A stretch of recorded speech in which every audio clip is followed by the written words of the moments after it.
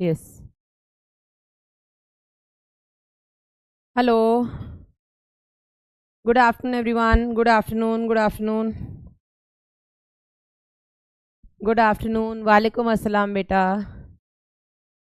नमस्कार। नमस्कार। यस। जय श्री राधे। राधे राधे। राम राम। इसको बोले राम राम तो करते राम राम। यस। वालेकुम अस्सलाम बेटा, वालेकुम अस्सलाम। Good afternoon, Radhe Radhe. You sit. Yes. खुश रहिए बेटा। चलिए, तो मानव स्वास्थ्य तथा रोग हमारा अध्याय चल रहा है। आज है अपना लेक्चर नंबर 3। और आज की क्लास में हम क्या बात करेंगे, उससे पहले जल्दी से डिस्कस कर लेते हैं हमने कल की क्लास में क्या पढ़ा था। तो कल की क्लास में बेटा हमने मानव के सामान्य रोग पढ़े थे। अब ये सामान्य रोग क्या होता है बेटा?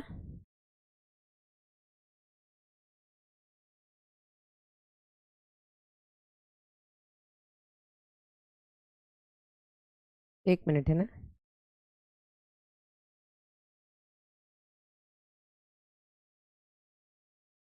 हम्म।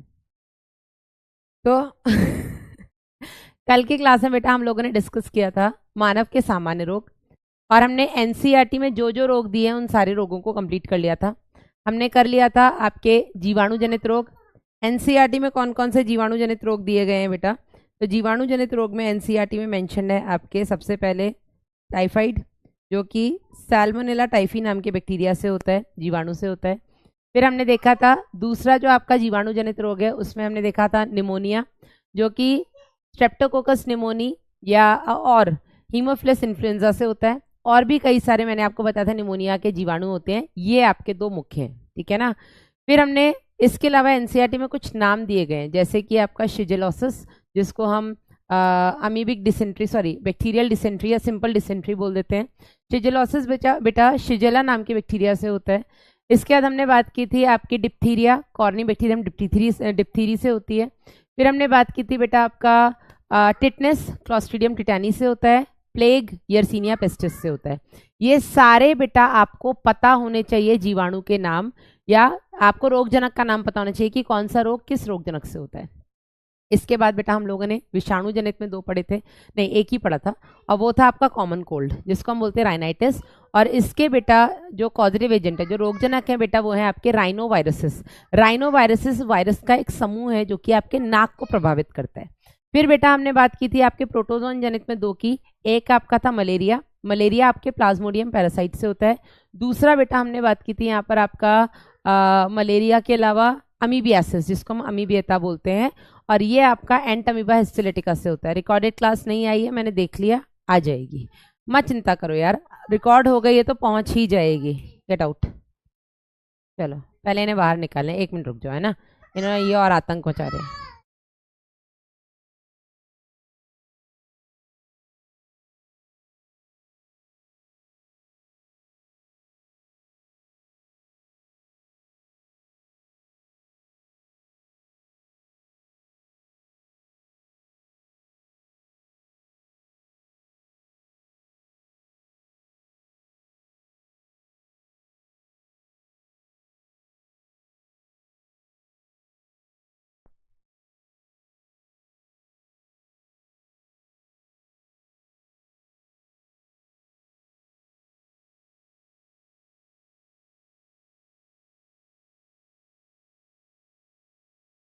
यस। तो जीवाणु जनित, सॉरी विषाणु जनित में हमने बात की थी कॉमन कोल्ड, जिसको हम राइनाइटिस भी बोल देते हैं। और इसके जो रोगजनक है बेटा वो राइनो वायरसेस हैं। ये आपके वायरसेस का एक ग्रुप होता है, ठीक है, जो सीधा आपके नाक को अफेक्ट करता है। इसके अलावा बेटा हमने और क्या पढ़ा था, और हमने बात की थी आपकी प्रोटोजोन जनित में मलेरिया की। मलेरिया जो होता है वो प्लाज्मोडियम पैरासाइट से होता है। इसके अलावा बेटा आपका अमीबियता, अमीबियता एंटमीबा हिस्टोलिटिका से होता है, ठीक है। फिर हमने बात की थी आपके फंगस में दाद खाज खुजली, जिसको हम बोलते हैं रिंगवर्म। और रिंगवर्म बेटा जो होता है इसकी पॉजिटिव एजेंट है, इसका रोगजनक जो होता है वो होता है आपका माइक्रोस्पोरम, ट्राइकोफाइटॉन, एपिडर्मोफाइटॉन। ये लड़का सांस फुला देता है मेरी, है। चलो फिर हमने और कौन सी बात की थी, हाँ हेलमिंथिक की। हेलमिंथिक मतलब जो आपका कृमि जनित रोग होते हैं, और हेलमिंथिक में बेटा मैंने आपको बताए थे 2 रोग। एक आपको पता होना चाहिए एस्केरियासिस, जिसको हम एस्केरियता बोलते हैं। एस्केरियासिस बेटा एस्केरिस लुम्ब्रिकोइड से होता है। और दूसरा बेटा जो है आपका रोग वो है आपका फाइलेरियासिस, जिसको हम फाइलेरियता बोलते हैं। और ये जो बेटा फाइलेरियासिस है ये वूचरेरिया बैनक्रॉफ्टी, वूचरेरिया मलाइस से होता है। ठीक है ना, यहां तक हम लोगों ने कल बात कर ली थी। अब आपको इन सभी रोगों के लक्षण पता होने चाहिए। ठीक है, जो जो एनसीईआरटी में मेंशन है।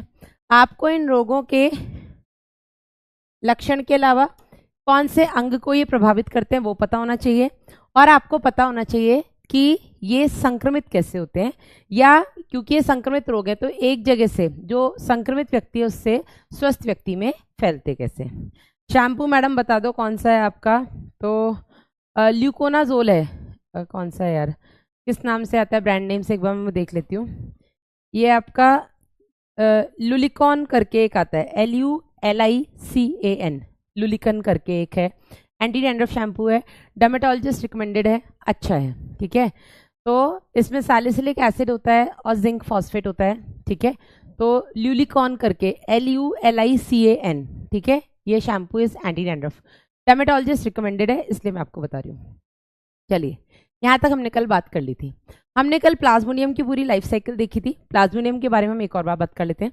प्लाज्मोडियम जो होता है बेटा, ये जो आपका मलेरिया है, ये मलेरिया प्लाज्मोडियम से होता है। प्लाज्मोडियम जो होता है बेटा, इसकी 4 प्रजातियां बहुत कॉमनली देखने को मिलती हैं। Plasmodium oval, Plasmodium vivax, Plasmodium malariae, Plasmodium falciparum. इसमें मैंने आपको कहा था कि जो प्लाज्मोडियम फैल्सिपेरम होता है ये सबसे ज़्यादा घातक होता है। इसके द्वारा होने वाला मलेरिया मैलिग्नेंट मलेरिया कहलाता है और ये जानलेवा भी हो सकता है। फिर मैंने कहा था कि ये जो प्लाज्मोडियम होता है ये डाइजेनेटिक पैरासाइट होता है। ये आपका डाइजेनेटिक मतलब 2 परजीवी पैरासाइट है, मतलब इसको 2 परपोषी पैरासाइट है, इसको 2 पोषी चाहिए, 2 परपोषी चाहिए, 2 होस्ट चाहिए, जिसके अंदर ये अपनी लाइफ साइकिल को कंप्लीट करता है। एक बेटा जिसके अंदर ये सेक्सुअल रिप्रोडक्शन करता है, और सेक्सुअल रिप्रोडक्शन जिसके अंदर ये करता है उसको बेटा हम प्राइमरी होस्ट बोलते हैं, और वो प्राइमरी होस्ट होती है बेटा मादा एनाफिलिस मच्छर। दूसरा होता है आपका सेकेंडरी होस्ट। सेकेंडरी होस्ट वो होता है जहां पर ये अलैंगिक जनन करते हैं, एसेक्सुअल रिप्रोडक्शन करते हैं, और इसका प्लाज्मोडियम का जो सेकेंडरी होस्ट होता है वो होते हैं हम इंसान। ठीक है, यहां तक हमने बात की थी।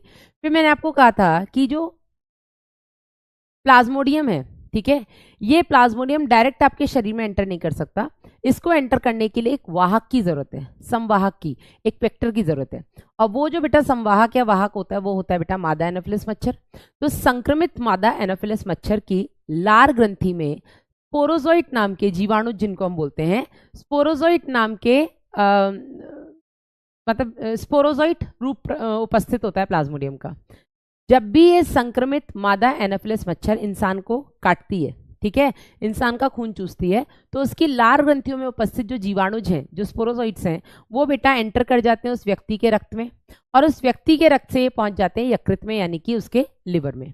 यकृत कोशिकाओं में जाकर के ये अलैंगिक जनन करते हैं। हम सेकेंडरी होस्ट हैं, हमारे अंदर ये एसेक्सुअल रिप्रोडक्शन करते हैं, अलैंगिक जनन करते हैं, और अलैंगिक जनन करके ये अपनी संख्या बढ़ाते हैं। इस तरीके से संख्या बढ़ाते हैं कि एक टाइम ऐसा आता है जो यकृत कोशिकाएं होती हैं वो फट जाती हैं। यकृत कोशिकाओं के फटते ही बेटा ये जो जीवाणुज है ये एंटर कर जाते हैं आपके ब्लड में, आपके रक्त में, और रक्त के अंदर जो आरबीसीज हैं, लाल रुधिर कणिकाएं हैं, उनमें बेटा आकर के ये फिर से अलैंगिक जनन करते हैं। और अलैंगिक जनन करके बेटा जब आपके आरबीसीज फट जाते हैं तो आरबीसीज के फटने से एक केमिकल निकलता है जिसको हम बोलते हैं हीमोजोइन। क्या निकलता है? हीमोजोइन। ठीक है, ये हीमोजोइन वो केमिकल है जिसकी वजह से मलेरिया का जो क्लासिक फीवर होता है, हर 48 घंटे में जो एकदम से ठंड लग करके बुखार आना, ठीक है, कपकपी छूट जाना, ये बेटा आपका बुखार आता है, ये हीमोजोइन नाम के केमिकल से आता है। ये इंपॉर्टेंट है। ठीक है, इसके बाद बेटा ये आरबीसीज और गुणन करते रहते हैं, मतलब आरबीसीज के अंदर ये और गुणन करते रहते हैं, आरबीसीज फटते रहते हैं, हर 48 घंटे में बेटा हीमोजोइन के रिलीज होने से आपको मलेरिया का क्लासिक बुखार आता है। इसके बाद बेटा जो संक्रमित व्यक्ति है, संक्रमित व्यक्ति वो जिसको मलेरिया है, उसके रुधिर में बेटा अब गैमेटोसाइट्स नाम की संक्रमित अवस्था प्रेजेंट होगी। ये गैमेटोसाइट्स मच्छर के लिए संक्रमित है, हमारे लिए संक्रमित अवस्था है स्पोरोजोइट्स, मच्छर के लिए संक्रमित अवस्था है गेमिटोसाइट्स। अब अगर कभी भी सामान्य या साधारण या नॉर्मल मादा एनोफिलस मच्छर आकर के इस व्यक्ति को काटेगा जिसको मलेरिया है, तो ये बेटा जो गेमिटोसाइट्स हैं ये एंटर कर जाएंगे उस मच्छर की आहार नाल में, और आहार नाल में जाकर के बेटा उसकी आंत में निषेचन करेंगे, और निषेचन करने के बाद बेटा ये उसकी गुहा में फैलेंगे, और गुहा में जाने के बाद ये उसकी लार ग्रंथियों में जाकर के एकत्रित हो जाएंगे, और वापस से अभी संक्रमित मादा एनोफिलस मच्छर जिस किसी को भी काटेगी उसको फिर से मलेरिया।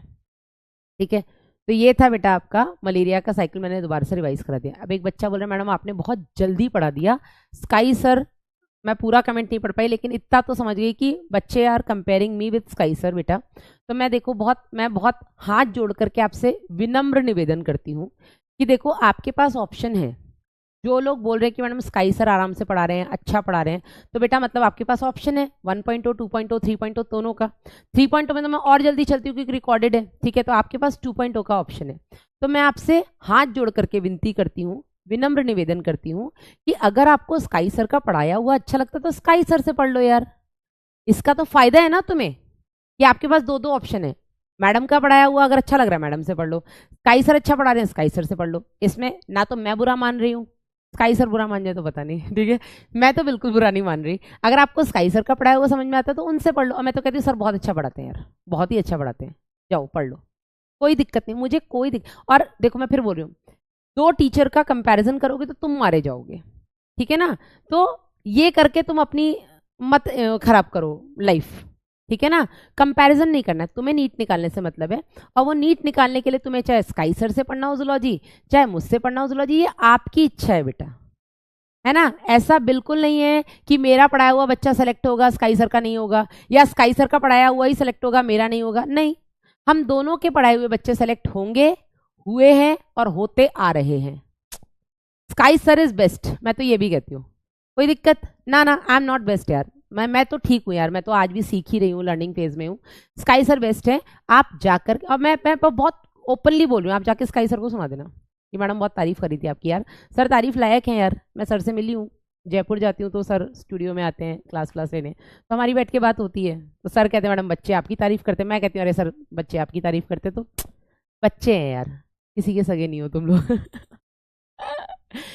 तो अलग बात है, खैर सगा वगा होना भी नहीं है, तुम्हें अपनी पढ़ाई से मतलब होना चाहिए, और पढ़ाई के साथ कोई कॉम्प्रोमाइज नहीं होना चाहिए, और यही कारण है बेटा कि तुम्हें इतनी सारी फैकल्टीज के ऑप्शन दिए जा रहे हैं कि जिसको 1.0 से समझ में नहीं आ रहा है 2.0 से पढ़ लो, 2.0 से समझ में नहीं आ रहा है 3.0 से पढ़ लो, फिर घूम के हमारे पास ही आओगे तुम, ठीक है ना। ठीक है, अब हिंदी में ऑप्शन ही इतने हैं, इंग्लिश में देखो यकीन 1.0 से यकीन 6.0 तक आता है, छह फैकल्टीज मिल रही हैं, जिसको 1.0 का नहीं समझ में आ रहा 2.0 पढ़ लो, 2.0 नहीं आ रहा 3.0 पढ़ लो, 3.0 नहीं आ रहा 4.0 पढ़ लो, 4.0 नहीं आ रहा 5.0 पढ़ लो, 5.0 नहीं आ रहा 6.0 पढ़ लो, वो भी नहीं आ रहा प्रचंड पढ़ लो, प्रचंड नहीं आ रहा तुम उम्मीद पढ़ लो, तब भी नहीं आ रहा तो तुम नीट के लायक ही नहीं, निकल लो, ठीक है ना। तो सीधी सी बात है यार, तुम लोगों को ऑप्शन दिए जा रहे हैं उसका फायदा उठाओ, पैसा दिया है तुमने यार, जिसका अच्छा लग रहा है उसके पढ़ो। यहाँ बैठ करके बकैती काटने से अच्छा जाके पढ़ लो जहाँ समझ में आ रहा है वहां। चलिए शुरू करते हैं बेटा, 7 करोड़ खेल लो मैडम, मैं नहीं खेल रही, मेरे पास नहीं है 7 करोड़ देने के लिए, जिस दिन मेरे पास 7 करोड़ आ जाएंगे उस दिन खेलूंगी, ठीक है। और 7 करोड़ मेरे पास केवल मंडे को होते हैं बांटने के लिए, तो हम मंडे मंडे खेलेंगे, तो सिंपल, जो सिंपल, इतनी सी बात तुमको समझ में नहीं आती है। Samapti ma'am is very good, yes she is really very good, she is really a zoology queen, and most important she is very down to earth, मुझे तो बहुत पसंद है वो लेडी, बहुत ही ज्यादा, ठीक है ना। चलो और बोलो, और कुछ, और किसकी आज तारीफ सुनना चाहते हो, तुम बस नाम बताओ, मैं ऐसे तारीफ के पुल बांधूंगी। हाँ काइसर बेस्ट, समाप्ति मैम जूलॉजी क्वीन, अगला बोलो, तीसरा किसकी तारीफ सुनना चाह रहे हो। चलिए आगे बढ़ते हैं बेटा, तो कल की क्लास में हमने मानव में सामान्य रोग पढ़े थे, आज की क्लास में बेटा हम मानव में सामान्य रोग में 2 और आपके जो सिलेबस में ऐड किए गए हैं उनको ऐड कर देंगे। बच्चे कह रहे मैडम मेरी भी तारीफ कर दो, तेरे को देखा होता तो तेरी तारीफ जरूर कर देती, मैं तेरी तारीफ में लेख लिख देती 100 पन्ने का।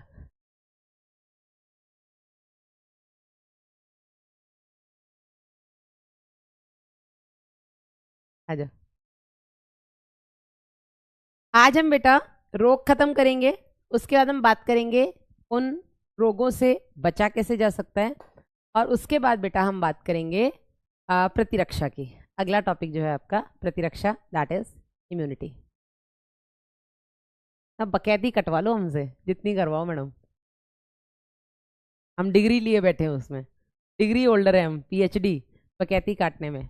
जूलॉजी ना बन रही है हमसे मैडम, छोटे छोटे क्वेश्चन में अटक जाते हैं हम, फिर आपको फोटो खींच खींच के भेजते हैं, है ना। चलो, तो दो और हैं बेटा विषाणु जनित जो आपको पढ़ने हैं, डेंगू और चिकनगुनिया।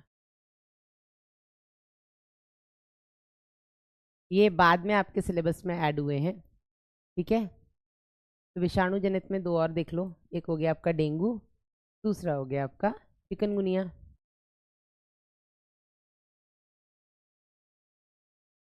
इसको हम वैसे डेंगी बोलते हैं, ठीक है ना, डेंगू बोल लो, डेंगी बोल लो, एक ही बात है लगभग। दूसरा है बेटा आपका चिकनगुनिया।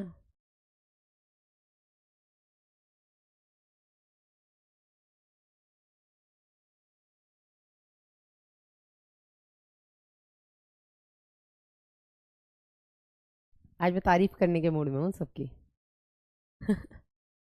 यार ऐसा नहीं होता है, सब टीचर्स अच्छे हैं, मैं तो मतलब मिलते ही रहते हैं आए दिन, कोई ना कोई इवेंट होता है, मीटिंग होती है, कुछ भी होता है, ये ऑल आर गुड।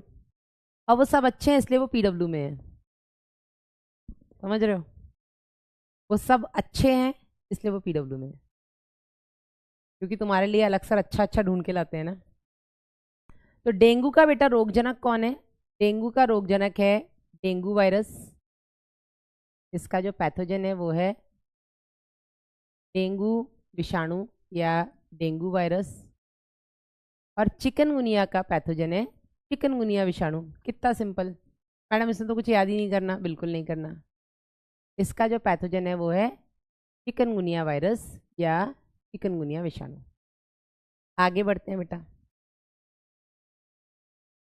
संवाहक। अब ये वायरस सीधा आपके शरीर में एंटर नहीं कर सकते, तो इनको एक वाहक चाहिए, इनको एक वेक्टर चाहिए, तो इन दोनों के वाहक भी सेम है।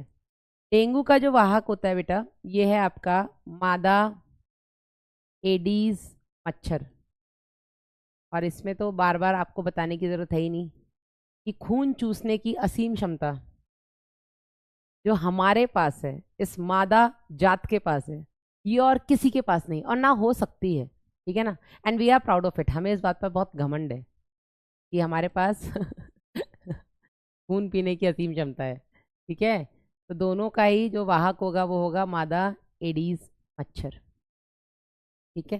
तो फैलते कैसे, ये मच्छर के काटने से फैलते हैं। अब बात कर लें बेटा इनके लक्षण क्या होते हैं, तो डेंगू में और चिकनगुनिया में दोनों में ही बेटा बुखार रहता है, ठीक है। डेंगू में जो बुखार रहता है वो 5 से 7 दिन रहता है, या ऐसे बोल दो 3 से 7 दिन रहता है। चिकनगुनिया में बुखार थोड़ा कम रहता है, यहाँ पर 2 से 3 दिन बुखार रहता है, वो 2 से 3 दिन ज्वर जिसको हम बोलेंगे। और बुखार भी बेटा 38 डिग्री से ज़्यादा रहता है, ठीक है। 38 मतलब हाई ग्रेड फीवर रहता है दोनों ही केस में। डेंगू में 5 से 7 दिन तक रहता है, 4 से 7 दिन तक रहता है। चिकनगुनिया में मात्र 2 से 4 दिन रहता है, ठीक है। डेंगू में भी बेटा आपको पेशी पीड़ा होती है, ठीक है, यहाँ पर पेशी पीड़ा होती है, यहाँ पर मतलब बोलते ना, क्या बोलते, क्रैम्पिंग, इठन होती है, ठीक है। हड्डी में दर्द होता है, हड्डी में दर्द होता है, पेन्स इन बोन, ठीक है। चिकनगुनिया में भी होता है, चिकनगुनिया में जो हड्डियों में दर्द होता है ये एक्सट्रीम होता है, ठीक है। मैं यहाँ पे हड्डियों में दर्द जो होता है वो एक्सट्रीम होता है, मतलब अत्यधिक होता है, बहुत ही ज़्यादा होता है, ठीक है। इसके अलावा बेटा डेंगू के केस में अगर हम बात करें तो यहाँ पर आंतरिक रक्तस्राव हो सकता है, यहाँ पर इंटरनल ब्लीडिंग हो सकती है, ठीक है। यहाँ पर जो प्लेटलेट होते हैं आपके, प्लेटलेट की संख्या जो होती है वो गिर जाती है, ठीक है। यहाँ पर प्लेटलेट काउंट जो होता है वो कम होता है, यहाँ पर ब्लीडिंग नहीं होती है, प्लेटलेट काउंट कम नहीं होता है, ठीक है। डेंगू में इंसान शॉक में जा सकता है, ठीक है, यहाँ पर कोई शॉक वाली अवस्था नहीं होती है, ठीक है। चिकनगुनिया में और क्या होता है,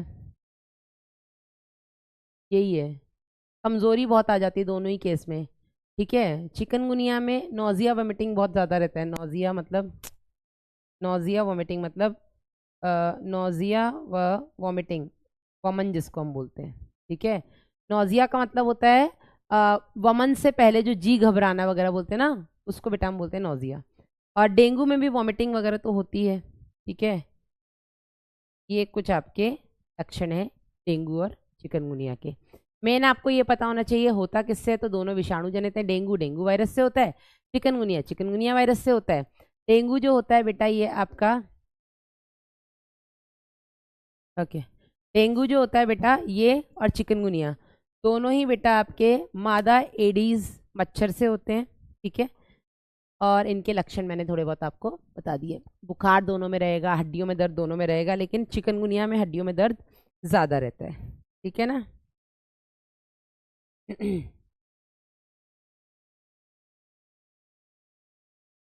हम्म। डन।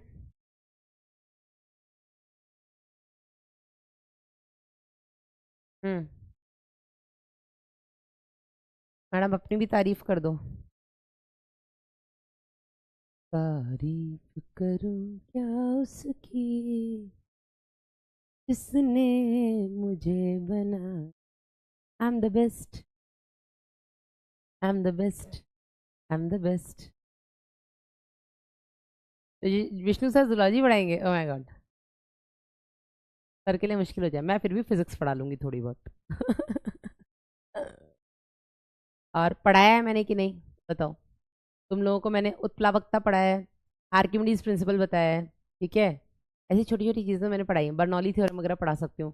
इलेक्ट्रिक करंट में बता सकती हूँ किस तरीके से हम रेजिस्टेंस और कैपेसिटर्स किस तरीके से हम वो पैरेलल और सीरीज में। मुझे आज भी याद है वो रेजिस्टर्स के लिए, अगर सीरीज में है तो R1 plus R2 plus R3, parallel में तो 1/R1 1/R2 है ना। कैपेसिटर्स के लिए बिल्कुल उल्टा होता है ना। कैपेसिटर्स में अगर सीरीज में तो 1/C1 1/C2 होता है, पैरेलल में तो C1 plus C2 plus C3 होता है। तो मुझे फिर भी काफ़ी फिजिक्स आती है। ठीक है। ऑप्टिक्स मेरी बहुत अच्छी थी। ठीक है। लेंस और उसके फॉर्मूले, अगर मतलब जो आपकी लाइट आ रही है वो सेम डायरेक्शन में आ रही है किससे, मतलब कोई, हाँ कुछ तो है जहाँ पे प्लस और माइनस, मतलब मैं अगर मेरे सामने ऑप्टिक्स का क्वेश्चन है तो आई कैन डू इट। ठीक है ना। विष्णु सर के लिए थोड़ा मुश्किल हो जाएगा, पूछ लेना। हाँ, चलिए डन। तो ये आपके डेंगू और चिकनगुनिया ऐड हो गए हैं सिलेबस में, ये हमने बता दिया है। अब बेटा हम पढ़ेंगे प्रिवेंशन एंड क्योर। आप रोगों से बच कैसे सकते हो। ठीक है। तो रोगों से बचाव, प्रिवेंशन फ्रॉम डिजीज। आज मेरा ना पढ़ाने का मन ही नहीं है, और आती तुमने ये और बोल दिया मैडम आपको नहीं आता है पढ़ाना, स्काई सर बढ़िया पढ़ाते हैं। अब मेरा मन करे कि मैं फिर क्यों ही पढ़ाऊँ। स्काई सर से पढ़ा पढ़ा तो रहे 2.0 में, जाओ पढ़ लो बच्चे, 3 ही चैप्टर तो बचे हैं। मेजर तो मैंने तुम्हें पढ़ाई दिया है। ठीक है ना। चलो, वैसे भी आज मेरा इसलिए पढ़ाने का मन है, खैर मजाक की बात है, इसलिए पढ़ाने का मन है, मैंने कहा यार आज अगर मैं प्रतिरक्षा शुरू करूंगी तो फिर कंप्लीट तो हो नहीं पाएगा, काफ़ी कुछ नहीं हो पाएगा। तो आज मैं सोच रही थी कि इसी टॉपिक को ख़त्म करके हम क्लास ख़त्म कर देंगे। लास्ट में थोड़ा बहुत 7 करोड़ के लिए खेल लेंगे और बस। मैम बीपी कम कैसे करें। खुशी मेरी तारीफ किया करो, बीपी खुद कम हो जाएगा। ठीक है। मुझे देख लिया करो ऐसे, नैनसुख लिया करो, वाओ मैम कितना अच्छा पढ़ाती है, बीपी वैसे ही डाउन हो जाएगा। सर ने पूरा रिप्रोडक्शन बढ़ा दिया है। Oh my God. सर ने पढ़ाया हो ना पढ़ाया हो, तुमने ज़रूर पढ़ लिया है पूरा, ये मुझे पता है। चलो, हर्षित सर कैसे हैं यार। मेरा हर्षित सर से इंट्रैक्शन कम हुआ है but he is good. Botany वाले सर की बात कर रहे हैं, हर्षित ठाकुरिया सर बढ़िया है यार, अच्छे हैं। हमारी डिनर पे थोड़ी बहुत बात हुई थी बस, बट ही इज़ गुड। यार सब अच्छे हैं यार, मैं आप अच्छे तो दुनिया अच्छी। तो सोचो मैं कितनी अच्छी हूँ कि मुझे सब अच्छे लगते हैं, है ना। अब जिन्हें मैं अच्छी नहीं लगती मतलब वो खुद बुरा है। बोलते हैं ना आप अच्छे तो दुनिया अच्छी, तो मैं तो अच्छी हूँ तो मुझे सब अच्छे ही लगते हैं, मैं क्या करूँ। तो रोगों से बचाव के लिए बेटा सबसे पहला होता है हाइजीन, जिसको हम बोलते हैं साफ सफाई। ठीक है। अब जो साफ सफाई होती है, जो हाइजीन होती है बेटा, ये 2 लेवल पे हो सकती है। एक हो सकती है पर्सनल लेवल पे, ठीक है। एक होती है पर्सनल लेवल पर आप अपनी कितनी साफ सफाई रखते हो, दूसरी होती है बेटा आपकी एनवायरमेंट लेवल पर। ठीक है, आप वातावरण की साफ सफाई में कितना योगदान देते हैं। ठीक है ना, तो ये बेटा, हाँ, तो ये जो बेटा आपका हाइजीन है, अगर हम पर्सनल हाइजीन की बात करें तो पर्सनल हाइजीन मतलब आप खुद की कितनी साफ सफाई रखते हैं। तो खुद की साफ सफाई में बेटा देखो, सबसे पहली चीज जो आती है, आई एम श्योर जैसे मैं बोलूंगी तो कईयों को मिर्ची लगने वाली है। खुद की साफ सफाई में सबसे पहले आता है डेली या रोज नहाना। कितनों को मिर्ची लगी, सच सच बताना, सच सच बताना, कितनों को मिर्ची लगी। मैडम ये ठंड में कौन ही नहाए, क्यों नहीं नहाते हो यार। मतलब मैं लड़कों से सीरियसली बहुत परेशान हूँ। हालांकि लड़कियां भी ऐसी, लेकिन लड़कियां कभी कभी दिखती नहीं है, नहाई नहीं है। पर लड़के तो दूर से दिखते हैं, ऐसे झबुआ शेर से चले आते हैं, ऐसे बाल बिखरे हुए और सब हैं। क्यों नहीं नहाते हो यार तुम लोग। चलो सर्दी में नहीं नहाते हो समझ में आता है, तुम गर्मियों में भी नहीं नहाते हो यार, क्यों। अब मैं ये बात इसलिए बोल सकती हूँ क्योंकि मैं 5 साल हॉस्टल में रही हूँ। मैंने वहां देखी है लड़कियां कपड़े इकट्ठे किए जा रही है, इकट्ठे किए कपड़े भी उनके हफ्ते में 1 दिन धुलते हैं। क्यों भाई, डेली के 2-4 जोड़ी कपड़े जो तुमने पहने हैं उनको पानी में निकालने में कितनी देर लगती है। ठीक है, तो रोज नहाना, साफ कपड़े पहनना। ठीक है, साफ कपड़े पहनना।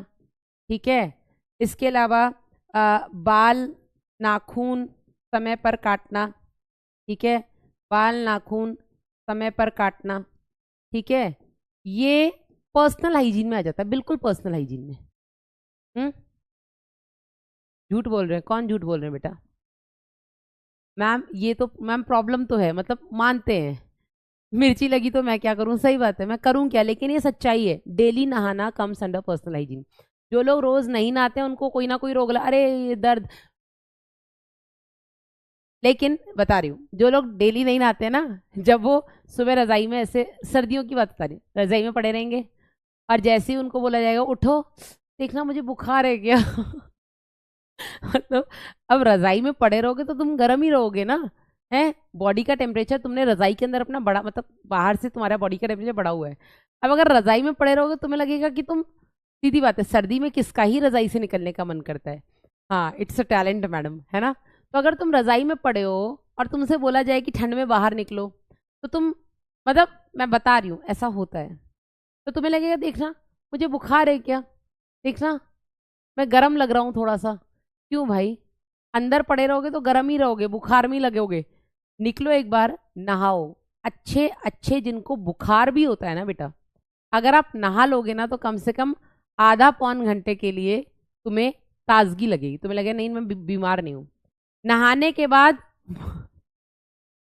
नहाने के बाद बुखार वाला इंसान भी ठीक हो जाता है। मेरी ये औलाद अभी 18-19 महीने की है, 18 की हो गई, नहीं नहीं 24 की हो जाएगी फरवरी में, तो अभी कितने 20 की तो हो गई होगी ना।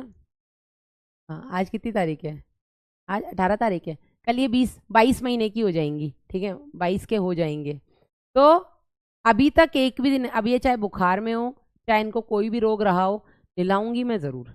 ठीक है ना, तो नहाने में बेटा कोई बुराई नहीं है, इतना भी पानी बचा करके कहाँ ही जाओगे। ठीक है, तुम्हारी आने वाली पीढ़ी, तुमने कभी अपने पेरेंट्स से पूछा डायनासोर हमारे लिए क्यों नहीं बचाए, आज हमें डायनासोर मूवी में देखने पड़ते हैं, तुमने कभी पूछा नहीं। तुम्हारे बच्चे भी तुमसे नहीं पूछेंगे कि पानी हमारे लिए क्यों नहीं बचाया। अगर उनके जमाने में पानी रहा तो नहा लेंगे, नहीं रहा तो वो जानते ही नहीं होंगे नहाना क्या है, सीधी बात है मैडम क्या अनुभव है, अनुभव तो बहुत है मुझे, है ना। चलो, तो ये सब बेटा आपकी पर्सनल हाइजीन में आ जाता है। ठीक है, दांतों की सफाई, ठीक है, डेली ब्रश करना, इनफैक्ट दिन में 2 बार ब्रश करना। बीइंग अ डेंटिस्ट इतना तो मैं बोल ही सकती हूँ, दिन में 2 बार ब्रश करना। ठीक है, और ये मतलब ये बहुत ऐसे बेसिक सी चीजें, मैं क्यों ही तुम्हें पढ़ा रही हूँ पता नहीं, लेकिन है तो बता दे रहे हैं। ठीक है, आज फन क्लास है, आज जिसको नहीं पढ़ने का मन है या जिसको सीरियसली पढ़ने का मन है वो क्लास छोड़ दो, क्योंकि आज मैं सीरियसली नहीं पढ़ा रही हूँ यार, आज मैं खुद ही फन के मूड में हूँ। वेडनेसडे आज मेरा बहुत लाइट डे है एक्चुअली। 3 दिन से, 2 दिन से मेरी जो रेल बनी थी आपकी क्लास, इसके बाद फिर अपनी 1 घंटे बाद फाइटर की क्लास, उसके बाद फिर अपना फाइटर का डीपीपी डिस्कशन, उसके बाद फिर 3.0 की रिकॉर्डेड क्लास। तो 4 क्लास रहने में मौत तो आती है, तो मंडे ट्यूसडे मेरे ऐसे गए हैं। आज सिर्फ यही क्लास है, इसके बाद मेरे को एक रिकॉर्डिंग करनी है आपकी माइंड मैप वाली। This is it. तो आज मैं बहुत लाइट मूड में हूँ। मेरे को ना सर भी धुल लिया है, तो बहुत सर भी हल्का हल्का लग रहा है। डेली यहाँ पर जो वजन लगता था आज वो भी नहीं लग रहा है ना। बस जिसको बहुत सीरियसली पढ़ाई करनी है वो जाओ भी यहाँ से प्लीज। मेरे को ज्ञान मत दे देना, क्योंकि मैडम पढ़ाओ मैडम, ये मैं मार दूंगी, बता रही हूँ। चलिए, अब ये तो हो गया आपकी पर्सनल हाइजीन। एनवायरमेंट हाइजीन में क्या क्या आता है बेटा? तो एनवायरमेंट हाइजीन में आता है आपके आसपास की सफाई। अब आसपास की सफाई में क्या क्या आ जाएगा बेटा? आसपास, अच्छा, पर्सनल हाइजीन में और भी बहुत सारी चीजें आती है, जैसे जिस बिस्तर पे तुम सोते हो हैं, वहीं पर किताबें पड़ी हैं, वहीं पर हम पढ़े हैं, वहीं पर रजाई पड़ी है, वहीं पर कल जो कपड़े पहने थे वो पड़े हैं, सॉक्स रात को उतारे वो भी वहीं पड़े हैं, टोपा उतारा वो भी वहीं पड़ा हुआ है, ठीक है, तकिया उल्टा सीधा पड़ा हुआ है। ये नहीं होना चाहिए। डेली सुबह उठो तो कम से कम अपना बिस्तर साफ करो। और जब ऐसा होता है तो अक्सर मम्मियों के डायलॉग आते हैं कि कुत्ता भी जहां बैठता है वहां पूंछ से सफाई करके बैठता है। सुना है तुम लोगों ने ये कि नहीं सुना है? हमने क्योंकि बहुत सुना है। हम निहायती आलसी प्रकार के बच्चे थे शादी से पहले। शादी के बाद मतलब बोलते हैं ना, परिस्थितियों ने हमें इतना चटक बना दिया है। लेकिन हम शादी से पहले बहुत ही आलसी थे। तो हम लोग को सुबह से शाम तक ये कि कुत्ता भी जहां बैठता है ना अपनी पूंछ से सफाई करके बैठता है। तुम्हारी तरह नहीं कि उन्हीं किताबों में घुस के जाकर के अपनी जगह बनाई और फिर वहीं पढ़ने बैठ गए। नहीं होता था यार, इतना टाइम पढ़ाई में इतने बिजी रहते थे।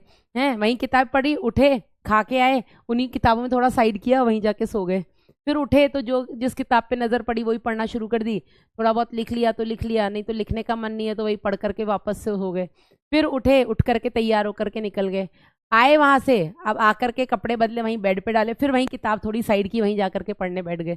है ना, तो हम ऐसा करते थे। तो आप पता है यही लाइफ है, ये फन है। ठीक है, ये फन है। जब मम्मी बोलती है, जैसे हम नहा के आते थे, डांट डांट के भेज जाते, नहा के आओ नहा के आओ नहा के आओ। हम नहा के आते तो मम्मी का पहला डांट, अब अच्छी लग रही हो कि तब? मतलब नहाने के बाद अच्छी लग रही हो या पहले?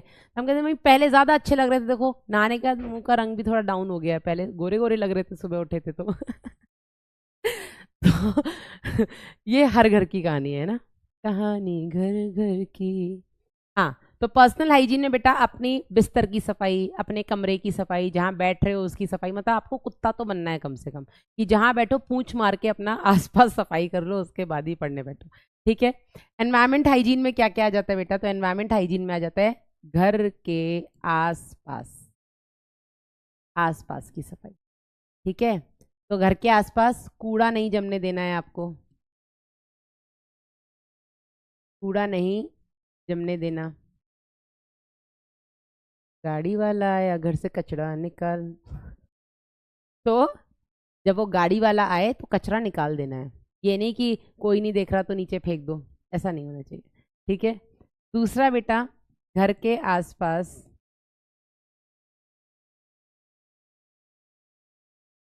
पानी नहीं रुकना चाहिए, या पानी जमा नहीं हो। ठीक है, इस चीज का आपको ध्यान रखना है कि अगर बारिश वगैरह भी हुई है तो एटलीस्ट, मैडम हम भी आपके जैसे ही हैं, हम भी मैडम शादी होने का इंतजार कर रहे हैं, क्या पता सुधर जाए, है ना। है ना। तो मेरी मम्मी कहती थी शादी के बाद ना सुधर जाओगी। मैंने कहा कौन, मैं या ससुराल वाले? तो दोनों में सुधार आया है, मुझ में भी आया है और ससुराल वालों में भी आया है। तो घर के आसपास पानी नहीं जमा होने देना है। अगर पानी आपको लगता है बारिश का मौसम है, पानी गड्ढे वड्ढे में जमा हो गया है, तो कोशिश करो कि उन गड्ढों को थोड़ा सा अपने घर से, खुरपी, खुरपी तो छोटी चीज हो जाएगी, वो क्या बोलते हैं, फावड़ा बोलते हैं ना, तो फावड़ा लेकर के थोड़ी सी से नाली जैसी बना दो, जिससे कि वो पानी आसपास जो नाली है उसमें बह के चला जाए। ठीक है। अगर आपके घर के आसपास कोई क्या बोलते हैं, तालाब है, ठीक है, तालाब में बेटा क्या होगा, या जहां पर भी पानी जमा होगा वहां पर मच्छर पनपने की चांसेस हैं। ठीक है, यहाँ पर मच्छर पनपेंगे, पनपेंगे मतलब मच्छर अपनी संख्या बढ़ाएंगे, मच्छर जनन करेंगे, है ना। तो अगर आपके घर के आसपास तालाब है, अब तालाब का तो हम नाला बना करके साइड नहीं कर सकते हैं, तो आपको इस चीज का ध्यान रखना है, अगर घर के आसपास, यदि घर के आसपास तालाब है तो बेटा उसकी सफाई रखनी है। ठीक है, क्योंकि अगर आप उसकी सफाई नहीं करोगे तो वहाँ पे कीड़े मकोड़े जमेंगे, वहाँ पर मच्छर आएंगे तो मच्छर जनन करेंगे, ठीक है, तो आपको उस चीज़ का ध्यान रखना है। फिर भी अब अगर लगता है कि मच्छर बहुत ज़्यादा हो गए हैं तो आप ऐसे तालाब में गंबूजिया मछली ला करके डाल सकते हैं, गंबूजिया मछली, ठीक है। ये गंबूजिया मछली क्या करती है, ये मच्छर के लार्वा का फीड करती है, मच्छर के लार्वा को खा जाती है, ठीक है। मच्छर के लार्वा अगर ये खा जाएगी तो मच्छर अपनी जनसंख्या नहीं बढ़ा पाएंगे, और मच्छर अपनी जनसंख्या नहीं बढ़ा पाएंगे तो बेटा सीधी सी बात है, डेंगू, मलेरिया, चिकनगुनिया ये सब होने के चांसेस, फाइलेरियासिस ये सब होने के चांसेस कम हो जाएंगे। इसके अलावा अगर मच्छर से ही बचना है तो आप अपने घरों में जालीदार दरवाजे और खिड़की ज़रूर लगाएं, ठीक है। घरों में जालीदार, वो जो आते हैं ना नेट वाले, जालीदार दरवाजे और खिड़की, ठीक है। एक तो आपके दरवाजे होते ही हैं लकड़ी के, लोहे के, जो भी हैं, ठीक है, लेकिन उसके अलावा वेंटिलेशन के लिए कई बार क्या होता है कि हम घर के दरवाजे खोल देते हैं, ठीक है, ताकि घर में अच्छी हवा आए। लेकिन अच्छी हवा के साथ साथ बुरे मच्छर भी आ रहे हैं, बुरे कीड़े मकोड़े भी आ रहे हैं, तो उनसे बचने के लिए बेटा आप दरवाजे खोल दें तो एक जाली वाला दरवाज़ा रखें खिड़कियों पर, दरवाज़ों पे, जिससे कि मच्छर वगैरह अंदर ना आ सके, ठीक है। अंदर अगर आप हैं घर में तो मच्छरदानी का उपयोग करें, ठीक है, और यहाँ पर क्या क्या आ जाएगा, मच्छरदानी का उपयोग करें, ठीक है। इसके अलावा मॉस्किटो रेपेलेंट क्रीम्स वगैरह जो आती हैं, ओडोमॉस वगैरह, हाथ वगैरह पे वो लगा लो, ठीक है। तो ये कुछ ऐसे, कितनी सिंपल सी चीज़ है, आपको ही पता है रोगों से कैसे बचना है। साफ सफाई, ठीक है, टाइम पर नहाओ, अपने घर में आसपास कहीं कचरा मत जमा होने दो, ठीक है, समय समय पर घर में पेस्टिसाइड्स वगैरह करवा लो ताकि घर में कॉकरोच, कीड़े मकोड़े ना आए, ठीक है। तो ये भी आपकी सफाई में आ जाता है। इसके अलावा बेटा टीकाकरण, जितने भी टीके अवेलेबल हैं मार्केट में वो प्रॉपर आपके लगने चाहिए। टीकाकरण मतलब कि वैक्सीनेशन प्रॉपर होना चाहिए आपका। जो भी घातक बीमारियां हैं बेटा उनसे बच, जैसे हेपेटाइटिस बी है, हेपेटाइटिस बी मैंने आपको बताया जानलेवा है, ठीक है ना। तो हेपेटाइटिस बी से बचने के लिए, अब हेपेटाइटिस बी का इलाज नहीं है लेकिन उससे बचा जा सकता है। हेपेटाइटिस बी से बचने के लिए बेटा हेपेटाइटिस बी के टीके आते हैं, तो आप टीके लगवा लो तो आपको हेपेटाइटिस होगा ही नहीं, ठीक है ना। तो टीकाकरण वगैरह, तो ऐसे सरकारी और गैर सरकारी संस्थान बेटा हैं जो कि लोगों को जागरूक करने के लिए जो भी बेस्ट पॉसिबिलिटीज हैं रोगों से बचने की वो प्रोवाइड करवाते हैं। तो आपको बस जाकर के हॉस्पिटल में अपने वो टीके लेने हैं समय समय पर, ठीक है। दिस इज इट, ठीक है। तो एक बार एनसीईआरटी पढ़ लें। एनसीईआरटी क्या कहती है बेटा, अर्ज किया है, हाँ, किस किस को अर्ज कर दें, yes, play with the toys, yes, yellow colour. तो अनेक संक्रामक रोगों के निरोध और नियंत्रण के लिए, कई सारे संक्रामक रोगों से बचने के लिए या उनके इलाज के लिए बेटा, मतलब सॉरी, बचने के लिए और उनको कंट्रोल करने के लिए साफ सफाई बहुत इंपॉर्टेंट है। व्यक्तिगत और जन स्वच्छता, व्यक्तिगत अपनी पर्सनल हाइजीन कर लो और अपने आसपास की हाइजीन कर लो, ठीक है ना। व्यक्तिगत स्वच्छता में आ जाता है अपने शरीर को स्वच्छ रखना, ठीक है, खाना पीना अच्छा खाना, ठीक है, साफ, मतलब आपके जो भी फल सब्जियां वगैरह खा रहे हो उनको साफ करके, ये नहीं कि मार्केट से सेवाएं उठा करके खा लिया रे और ऐसे कपड़ों से पोंछ लिया रगड़ के, देखो चमक और गया होता है ना, कपड़ों से रगड़ लो तो चमक और जाता है, लेकिन वो चमक फीकी हो सकती है, ठीक है ना। तो आपको प्रॉपर उनको वॉश करके खाना है, ठीक है। जन स्वास्थ्य में अगर हम बात करें, एक मिनट रुकना है ना,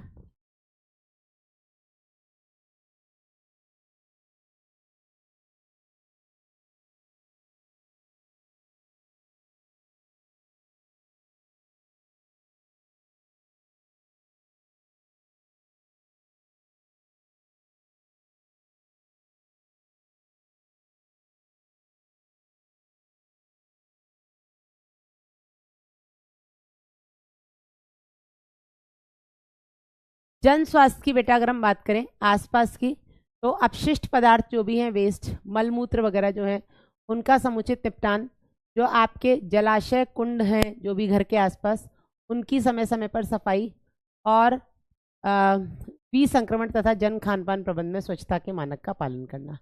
ठीक है, विसंक्रमण मतलब जो आपके कंटामिनेटेड फूड एंड वाटर, मतलब सीधी बात है, देखो कल भी मैंने आपको बताया था कि साफ सफाई का आपको ध्यान रखना है। साफ सफाई में बेटा आपका खाने पीने की चीजें, आपके घर में तो चलो आप साफ सफाई का ध्यान रखते हो कि चीजों को खाने की उसको ढक के रख दिया, ठीक है, सब्जियां वगैरह ही तो धो करके खा रहे हो, लेकिन जहां आप मार्केट में खा रहे हो वहां पर कितनी साफ सफाई का ध्यान रखा जा रहा है, इसका भी आपको बहुत ज्यादा ध्यान रखना पड़ेगा अगर आप नहीं चाहते हो बीमार होना तो।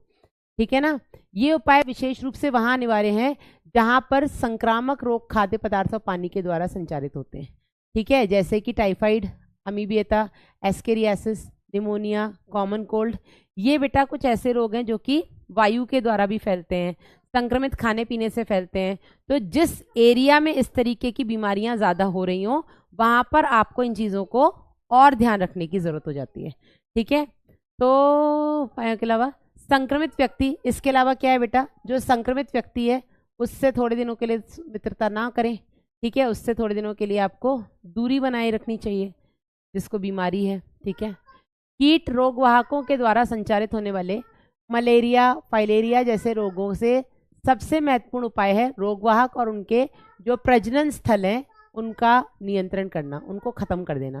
ठीक है, तो अगर आपको पता है कोई ऐसा रोग है जो कि किसी रोगवाहक के थ्रू फैल रहा है, अब वो रोगवाहक अगर मच्छर है या कोई और कीड़ा मकोड़ा है, तो उससे बचने के लिए बेटा आपको क्या करना पड़ेगा, आपको अपने आसपास ऐसी स्वच्छता बना करके रखनी पड़ेगी जिससे कि इस तरीके के रोगजनक आपके आसपास पहुंचे ही ना। ठीक है ना, और अगर वो आपके आसपास नहीं पहुंचेंगे तो सीधी बात है संक्रमण होने के चांसेस भी कम हो जाएंगे। ठीक है ना, समझ में आया कि नहीं? चलिए आगे बेटा, यह लक्ष्य आवासीय क्षेत्रों में और उनके आसपास पानी जमा मत होने दो, उससे बेटा काफी हद तक ये संभल सकता है। अगर आपके घरों में कूलरों का इस्तेमाल होता है बेटा, तो समय समय पर कूलर की सफाई, ठीक है, कूलर की जो जालियां होती हैं उसकी समय समय पर सफाई होनी जरूरी है। ठीक है, मच्छरदानी का प्रयोग करें, उनके लार्वा को खाने के लिए गंबूजिया जैसी मछली का इस्तेमाल किया जा सकता है। ठीक है, खाई, जल निकास क्षेत्र वगैरह अपने आसपास जो है बेटा, वहां पर जहां पर आपको लगता है कि कीट हो सकते हैं वहां पर कीटनाशक यानी कि पेस्टिसाइड्स का छिड़काव कर दो, जिससे कि वहां पर कीट पनपेंगे नहीं। ठीक है ना, इसके अलावा बेटा आपके जो घर में दरवाजे और खिड़कियां हैं उनमें जाली लगानी चाहिए ताकि मच्छर अंदर ना घुस सके। ठीक है, और भारतवर्ष में ऐसे बहुत से मतलब भाग हैं जहाँ पर हाल ही में एडीज मच्छर, मतलब डेंगू, यार हर जगह ही हो जाता है डेंगू, चिकनगुनिया एक टाइम था, मुझे आज भी याद है 16-17 की बात है जब चिकनगुनिया बहुत फैला था। और डेंगू बेटा हर साल हर प्रदेश में हर गांव में बारिश के मौसम में फैलता ही है। ठीक है ना, क्योंकि उस टाइम पे मच्छर ज़्यादा हो जाते हैं, पानी ज़्यादा जमा हो जाता है, तो उस समय पर बेटा आपको इनको स्पेशली इन तकनीकों को इस्तेमाल करना चाहिए। जीव विज्ञान में हुई प्रगति से हमें अनेक संक्रामक रोगों से निपटने के कारगर हथियार मिल गए हैं। तो बायोटेक्नोलॉजी में ऐसी कई सारी प्रगतियां हुई हैं, ऐसे कई सारे विकास हुए हैं जिसके चलते हम बीमारियों से बच सकते हैं। ऐसे कई सारे टीके बन गए हैं बायोटेक्नोलॉजी का इस्तेमाल करके, जिससे हम कई सारी बीमारियों से बच सकते हैं।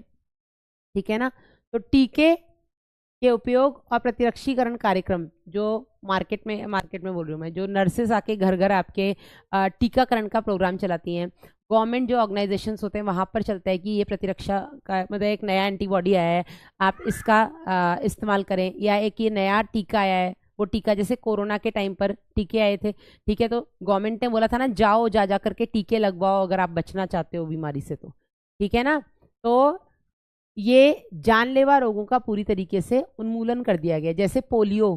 ठीक है, पोलियो को भारत से इरेडिकेट कर दिया गया था पूरी तरीके से, लेकिन अभी रिसेंटली बरेली में कुछ केसेस पोलियो के देखने को मिले थे। ठीक है, इसी तरीके से सरकार की कोशिश होती है, देखो हमने पहले ही पढ़ा था, एक अच्छा देश तब बनेगा जब उसमें रहने वाले जो सामाजिक लोग हैं बेटा वो अच्छे होंगे, वो स्वस्थ होंगे। जितने लोग स्वस्थ होंगे उनकी उत्पादक क्षमता उतनी ज़्यादा होगी। ठीक है ना, तो सरकार की हमेशा कोशिश रहती है कि अपने देश के नागरिकों को वो अच्छे से अच्छी स्वास्थ्य सुविधाएं दे सकें। और यही कारण है बेटा कि जब भी कोई ऐसे टीके आते हैं और जो घातक बीमारियों को होने से बचा सकते हैं। अभी जैसे हर देश के लिए अभी एड्स एक बहुत बड़ी समस्या बनी हुई है, कैंसर एक बहुत बड़ी समस्या बनी हुई है, क्योंकि इनसे बहुत मौतें हो रही हैं। ठीक है, तो अब एड्स का तो टीका अब तक आया नहीं है, तो सरकार उसके लिए देखो कितने सारे प्रोग्राम्स चला रही है। 1 दिसंबर को एड्स डे मनाया जाता है, वर्ल्ड एड्स डे मनाया जाता है, जिसमें लोगों को जागरूक किया जाता है कि कैसे एड्स फैल सकता है, कैसे हम उससे बच सकते हैं। ठीक है, इसके अलावा बेटा फ्री में कॉन्डोम्स वगैरह बांटना, ये सब आपकी सरकार का ही काम है। अब हम बात करें कैंसर, तो कैंसर भी बेटा बहुत ही घातक बीमारी है, जानलेवा है, खतरनाक बीमारी है, इलाज में बहुत पैसा लग जाता है। इसके अलावा बेटा कैंसर के लिए, इसको रोकने के लिए वैक्सीन की खोज चल रही है। इकलौता ऐसा कैंसर जिसकी वैक्सीन अभी मार्केट में अवेलेबल है, जो हर लड़की को लगवाना चाहिए, वो है सर्वाइकल कैंसर। ठीक है, अभी तक किसी भी कैंसर की वैक्सीन मार्केट में अवेलेबल नहीं है एक्सेप्ट सर्वाइकल कैंसर। भारत ऐसा देश है जहां पर सर्वाइकल कैंसर से सबसे ज्यादा मौतें होती है मादाओं में। ठीक है ना, औरतों में अगर हम बात करें, महिलाओं में अगर हम बात करें, तो सबसे ज्यादा जो कैंसर होने वाला है वो है सर्वाइकल कैंसर, ग्रीवा कैंसर। और ये बेटा क्यों होता है, तो ये अनहाइजीनिक प्रैक्टिसेस के कारण होता है। अब अनहाइजीनिक प्रैक्टिसेस वही हो गए कि मेंस्ट्रुअल टाइम पर, मैंने आपको कुछ एग्जांपल्स भी देते कि बहुत लोग सैनिटरी नैपकिन्स का यूज़ नहीं करते हैं, वो लोग घर के कपड़े का इस्तेमाल करते हैं, अगर कर भी रहे हैं तो उसको प्रॉपर साफ नहीं कर रहे, रीयूज़ कर रहे हैं, ये नहीं कि कपड़ा यूज़ एंड थ्रो करें। अब वो कपड़ा उन्होंने कहाँ रखा था, कहीं उसमें कोई इन्फेक्शन वगैरह तो नहीं था। ठीक है, इसके अलावा बेटा अगर वो सैनिटरी नैपकिन्स यूज़ भी करें तो एक ही सैनिटरी नैपकिन को 8-8, 10-10 घंटे, 12-12 घंटे, एक दिन लगा हुआ है, अगर ब्लीडिंग कम है तो ऐसा नहीं होना चाहिए। ये सब कुछ बेटा आपके हाइजीन प्रैक्टिसेस में आता है। तो कैंसर जैसी बीमारी के रोकथाम के लिए भी सरकार लगी हुई है कि हम क्या बेस्ट वैक्सीन बना सकते हैं, और इकलौती वैक्सीन अभी तक मार्केट में आई है कैंसर को रोकने के लिए, और वो है सर्वाइकल कैंसर की वैक्सीन। हर लड़की को लगवानी चाहिए सर्वाइकल कैंसर की वैक्सीन, हर लड़की को। ठीक है ना तो वैक्सीन के इस्तेमाल से पोलियो, डिप्थीरिया, निमोनिया, टिटनेस, अनेक संक्रामक रोगों को काफी हद तक नियंत्रित कर लिया गया है। ठीक है, अभी खत्म नहीं किया। पहले हमने इंडिया को पोलियो मुक्त कर दिया था, लेकिन अभी रिसेंटली इंडिया में पोलियो के कुछ केसेस आए थे बरेली में, उसके बाद हमने इसको इरेडिकेटेड कंट्री से हटा दिया है। लेकिन हाँ, अभी इस पर काम चल रहा है। और आपको ये तो पता ही है, हर घर में हर 3-4 महीने में नर्सेज आ जाती है, घर में कोई छोटा बच्चा है तो भैया लो पोलियो की ड्रॉप पिलवा लो, है ना। ठीक है मैम, उसका नाम क्या है बेटा? सर्वाइकल कैंसर की जो वैक्सीन है वो किस नाम से आती है यार? सर्वाइकल कैंसर वैक्सीन, एक मिनट रुक जाओ।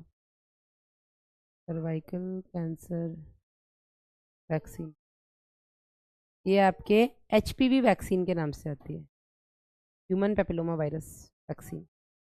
ठीक है, इसके मतलब HPV तो पता है, इसके ब्रांड नेम मुझे नहीं याद आ रहे हैं, अभी तो रिसेंट ही तो लगवाया था मैंने किसी को। ठीक है, पहले ऐसा होता था कि 3 डोजेस लगते थे, आजकल 2 ही डोज लगते हैं, पर लगवाने चाहिए। थोड़ा कॉस्टली पड़ता है, लेकिन यार अपनी जान से ज़्यादा कॉस्टली कुछ नहीं है।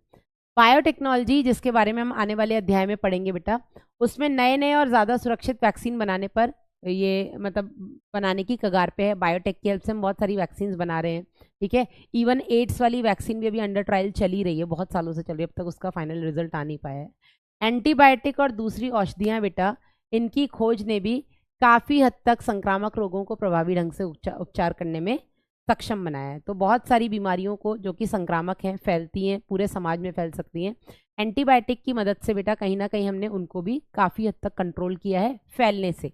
अब जो बीमार हो गया वो तो हो गया, लेकिन उसको अगर हम प्रॉपर एंटीबायोटिक कोर्स वगैरह देते हैं तो कहीं ना कहीं वो रोग जो स्वस्थ व्यक्ति हैं उन तक नहीं फैलता है। इस चीज़ पर कंट्रोल किया गया है। मैम, शैम्पू का नाम बता दो जो आपने लिखा था। इट्स ल्यूलिकन।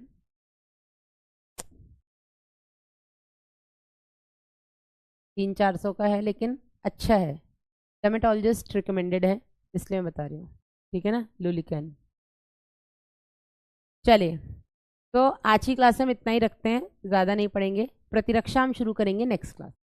ठीक है, नए हफ्ते से नया टॉपिक। अब हमें कोई जल्दी नहीं है सिलेबस ख़त्म करने की, हम बहुत बढ़िया स्पीड में चल रहे हैं।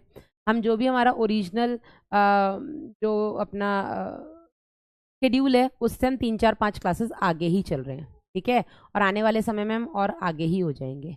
ठीक है, तो बाकी अपना ध्यान रखो। हाँ, NCERT, बाकी अपना ध्यान रखो बेटा। प्रतिरक्षा हम आज नहीं पढ़ेंगे, इसको हम पढ़ेंगे next class, because there is a lot to teach in this. और आधा अधूरा ना फिर छोड़ा नहीं जाएगा, वो वाली बात है। तो आज हमने डेंगू और चिकनगुनिया पढ़ लिया, डेंगू एंड चिकनगुनिया।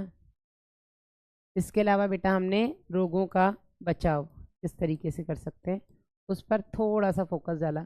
मैंने डीपीपी दी है लेकिन मैंने उसमें प्रतिरक्षा के कुछ क्वेश्चंस डाले हैं, नहीं हो तो छोड़ देना, नेक्स्ट क्लास में करना उसको, ठीक है। तो जब मैं तुम्हारा एक्स्ट्रा टाइम लेती हूँ तो तुम लोग को आज मैं सारे एक्स्ट्रा टाइम का आज मैं बदला दे रही हूँ, ठीक है। मैंने जितनी भी तुम्हारी क्लासेस 5-5, 10-10, 20-20 मिनट खींची है, 20 मिनट तो नहीं खींची है, 10 मिनट मैक्सिमम खींची है, आज उन सबका बदला मैं दे रही हूँ तुम्हारी क्लास को 55 मिनट पहले ख़त्म करके ठीक है। और आने वाले समय में हो सकता है मैं वापस से इसका बदला लूँ एक्स्ट्रा टाइम लेकर के। कितना चैप्टर बचा है अपना? सिर्फ 3.5 चैप्टर्स अपने बचे हैं, ठीक है, जिसमें बायोटेक और उसका एप्लीकेशन छोटे छोटे से हैं। एप्लीकेशन मैक्सिमम 3 क्लास, जैसे रिप्रोडक्टिव हेल्थ वाला 3 क्लास में हो गया था, और बायोटेक वाला 5 क्लास। इसमें आप आराम से पढ़ेंगे तो अभी 4 क्लासेस लगेंगे, वरना 3 ही बहुत है, ठीक है। 4 ले लेंगे, चलो यहाँ पर 4 ले लेंगे, 4-5 ले लेंगे। Evolution 6 classes, this is it, ठीक है। अपना ध्यान रखिएगा, मिलेंगे बेटा, कोई वीडियो कॉल नहीं बस यहाँ से, मिलेंगे मंडे को। Till then bye bye, take care.